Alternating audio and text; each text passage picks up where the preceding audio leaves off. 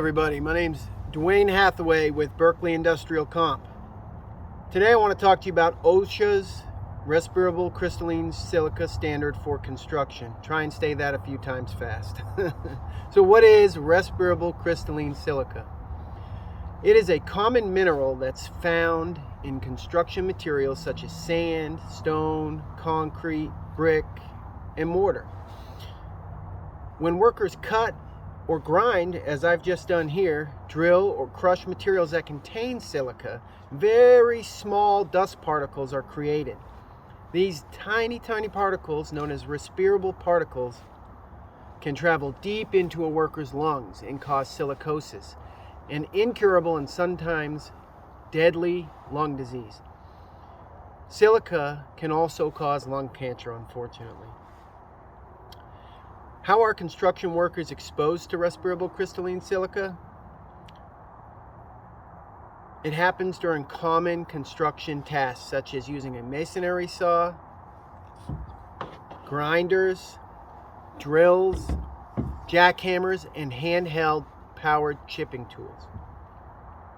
So what does the silica standard require? The standard requires employers to limit worker exposures to respirable crystalline silica and to take other steps to protect workers.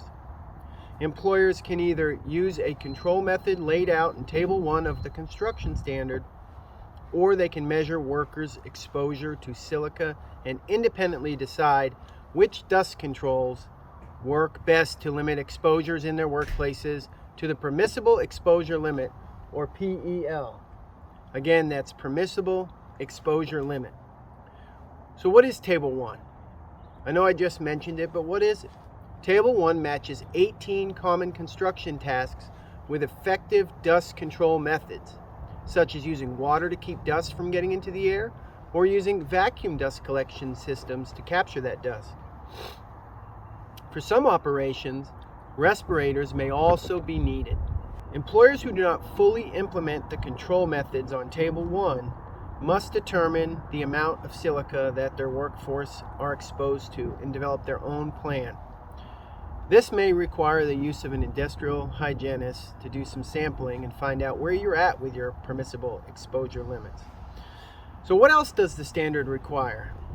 It requires that you establish and implement a written exposure control plan. Designate a competent person to implement the written exposure control plan. Restrict housekeeping practices that expose workers to silica. It also requires medical exams, including chest x-rays and lung function tests, every 3 years for workers who are required by the standard to wear a respirator 30 or more days per year. You need to train your workers on the health effects of silica exposure. Train them on workplace tasks that can expose them to silica and ways to limit exposure. And then you're going to want to keep records of workers' silica exposure and their medical exams. Now, if you want more information on respirable crystalline silica, you can find additional information at OSHA.gov or by contacting your designated risk manager with Berkeley Industrial Comp. If you like this video, please give us a thumbs up. You can also find us on LinkedIn and Twitter. Thanks for your time. Stay safe.